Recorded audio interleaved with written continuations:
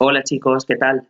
Bueno, pues nada, vamos a continuar con el periodo de entreguerras, que nos quedamos ahí a medias. Recordad que en este tema hemos visto Estados Unidos, que pasa de la prosperidad económica a la crisis a partir de 1929, que tiene mucho que ver además con estos próximos temas que vamos a ir viendo.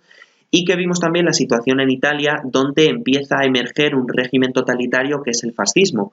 En Alemania va a suceder algo muy parecido, lo que pasa que en este caso vamos a hablar de nazismo, que se parece al fascismo y de hecho comparte muchos rasgos, pero que también tiene sus características particulares, ¿vale? Así que bueno, vamos a irlas viendo después.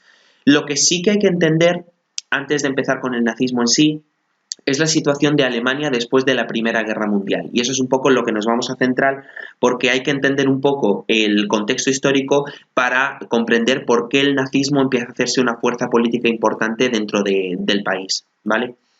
Bueno, recordad que la Primera Guerra Mundial, al final de la guerra, Rusia había abandonado el conflicto y Estados Unidos entra después en el mismo. Y una vez que entra Estados Unidos en el conflicto, acordaros que los alemanes tenían la guerra prácticamente perdida. Y por eso, en noviembre de 1918, estalla en Alemania una revolución y como resultado de esa revolución, el Kaiser Guillermo II termina por abdicar. Al abdicar el Kaiser y abandonar el país el emperador, se establece una república que va a ser la República de Weimar, puesto que la revolución había comenzado además en esta ciudad, y en esa República de Weimar lo que se intenta es establecer un régimen político de tipo democrático y parlamentario, ¿vale?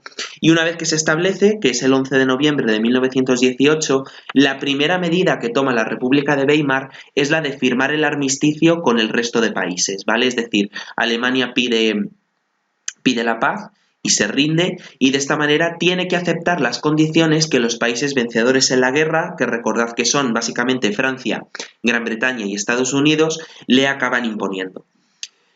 Todo esto lo hemos visto ya y acordaros que cuando vimos el tema de la Primera Guerra Mundial, vimos que la guerra se saldó para Alemania con la firma del Tratado de Versalles en el año 1918, en el que sufre importantes pérdidas territoriales. Recordad que todo su imperio colonial lo pierde y que además de perder su imperio colonial pierde numerosas posesiones que tenía en sus, bueno, pues en lo que es todo su territorio europeo.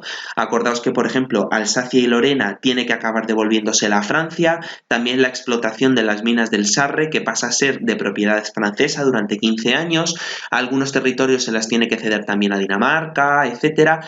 Y recordad que, por ejemplo, todo este territorio que es Poznania tiene que acabar cediéndoselo a la nueva Polonia y también tiene que dejar que haya aquí un corredor, el corredor del Danzig, que pasa a estar gestionado por la Sociedad de Naciones.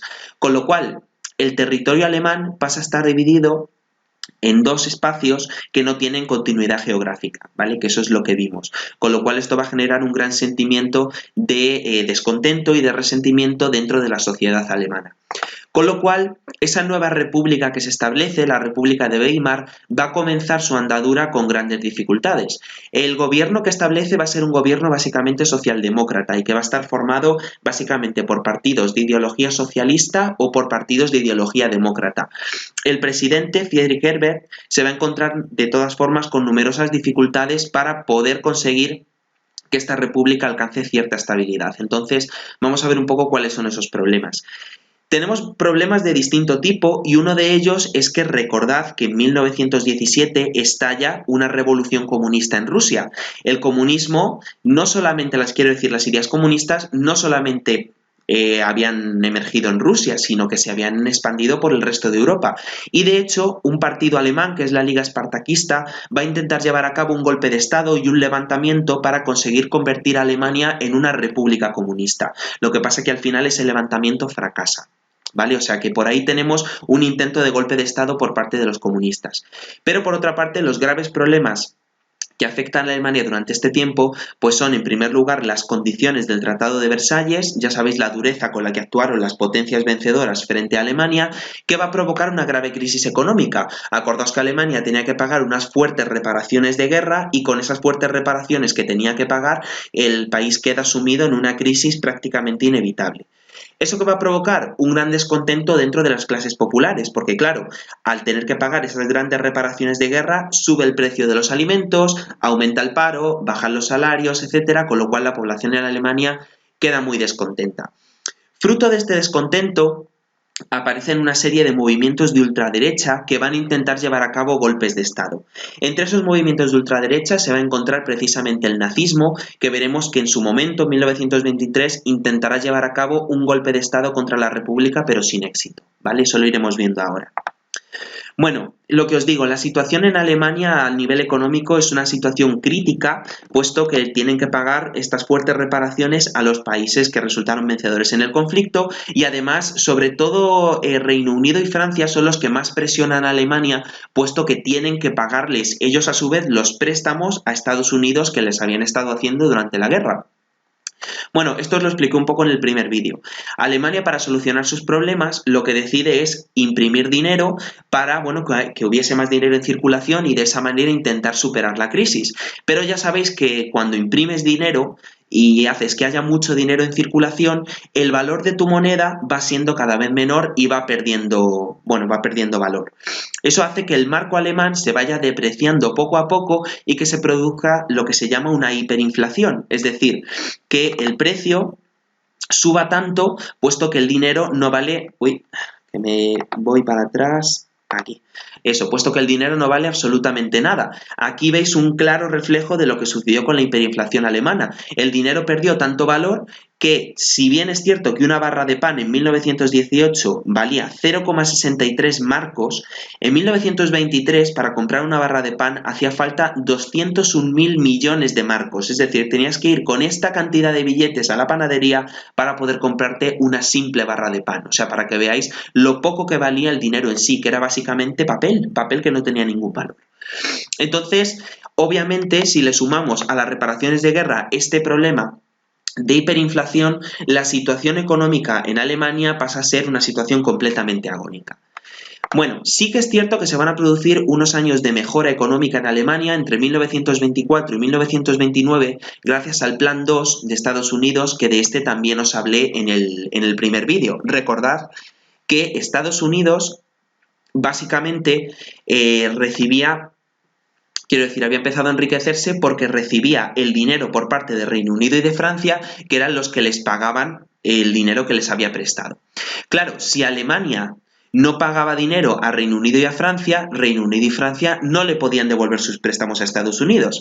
Entonces, para eso se establece el Plan 2, por el que Estados Unidos presta dinero a Alemania para que Alemania pueda pagarle las reparaciones de guerra al Reino Unido y a Francia y de esa manera estos les devuelvan su dinero a Estados Unidos, ¿vale? Se crea aquí un flujo circular de la renta que se llama, de manera que el dinero sale de Estados Unidos, se lo inyecta a Alemania y luego puede volver otra vez a Estados Unidos.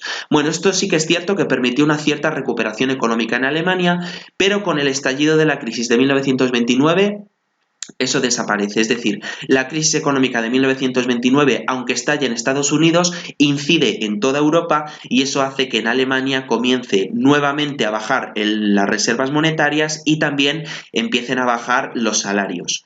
¿Vale? Eso hace que se provoque una gran crisis económica y que comience una gran cantidad de paro que los movimientos de ultraderecha van a aprovechar para hacerse cada vez más fuertes, ¿vale? Bueno, en este contexto es como tenemos que entender la aparición del nazismo. Dentro del nazismo hay una figura fundamental que todos conocéis, de la que habéis oído hablar mil veces, que es la figura de Adolf Hitler, ¿vale? Adolf Hitler había sido un soldado que había combatido en la Primera Guerra Mundial y que una vez que termina la guerra queda desencantado con la situación económica que hay en Alemania y en general con toda la situación política que tiene que ver con la República de Weimar. Por esa razón, en el año 1920 ingresa en un partido que es el Partido Nacional Socialista de los Trabajadores de Alemania, que es un partido de ultraderecha del que no tarda en acabar convirtiéndose en su líder y en su figura fundamental. Bueno, de hecho, como líder de este partido, en 1923 ya os he dicho que intentará dar en Alemania un golpe de Estado para acabar con la República de Weimar y establecer un gobierno de ultraderecha, ¿vale? Que va a ser el llamado Putsch de Múnich. Lo que pasa es que este Putsch de Múnich al final es un golpe de Estado que fracasa, no tiene ningún éxito y como consecuencia Hitler acaba siendo encarcelado. De hecho es condenado a 3 años de cárcel, de los que acaba cumpliendo solamente 9 meses de condena. La cosa es que mientras permanece en la cárcel, Hitler escribe un libro que es el llamado Mein Kampf, que significa mi lucha, y es un libro muy importante porque en esa obra establece las bases que van a marcar luego las principales ideologías del nazismo, ¿vale? Que van a ser todas estas que tenéis aquí. En esta obra, bueno, pues Hitler muestra algunas de sus ideas que, por ejemplo, son el desprecio por la democracia parlamentaria, es decir, no cree que deba existir un régimen democrático ni tampoco parlamentos en los que, bueno, pues la gente deba acudir a las elecciones. En segundo lugar, defiende la superioridad de la raza aria, en concreto la superioridad de la raza alemana por encima del resto de razas del mundo, es decir, es una ideología xenófoba y racista. En tercer lugar, defiende el antisemitismo, es decir, el odio hacia los judíos. Antisemitismo es eso, ¿vale? Es una ideología que odia a los judíos. Y ese antisemitismo va a ser, bueno, pues una de las bases fundamentales que ya veremos que sustenta el régimen nazi durante el periodo que se establece en el gobierno alemán, ¿vale? Puesto que defiende la necesidad de preservar la pureza racial. Otra de sus características es que se opone por completo al bolchevismo y al marxismo, es decir, todas las ideas comunistas que se han establecido en Rusia son completamente contrarias a las ideas que defiende Hitler y sus partidarios, con lo cual van a estar siempre alejados de la Rusia de Stalin, puesto que no quieren que las ideas comunistas se extiendan por Alemania y por el resto de Europa. Y por último, otra de sus ideas es la de convertir a Alemania nuevamente en un gran Reich o en un gran imperio, ese imperio que había perdido debido a su derrota en la Primera Guerra Mundial, e intente, dentro del propio territorio europeo, unificar a todos los pueblos de lengua alemana, invadiendo los territorios en los que haya pueblos que hablen el alemán, ¿vale? Estas van a ser un poco las bases de su ideología. Aparte, bueno, el nazismo tiene otras señas de identidad, unas señas de identidad que, bueno, la mayoría ya conocéis, por ejemplo, la famosa esvástica o cruz gamada con el fondo de bandera roja, y además va a tener sus propias organizaciones paramilitares o sus propias milicias para conseguir sus objetivos.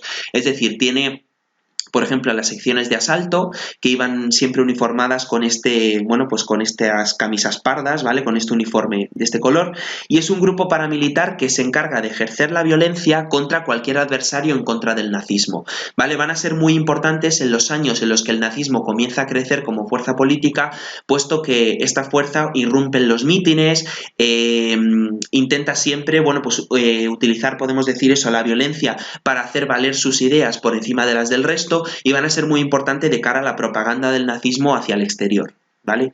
Y por otra parte se crea otra política que es, otra policía o otra milicia, que son las secciones de protección, cuyo objetivo básicamente es empieza siendo una guardia personal de Hitler, ¿vale? Para defenderlo frente a posibles ataques, pero posteriormente va ganando cada vez más importancia y se acaba convirtiendo en una de las fuerzas paramilitares más importantes del nazismo, ¿vale?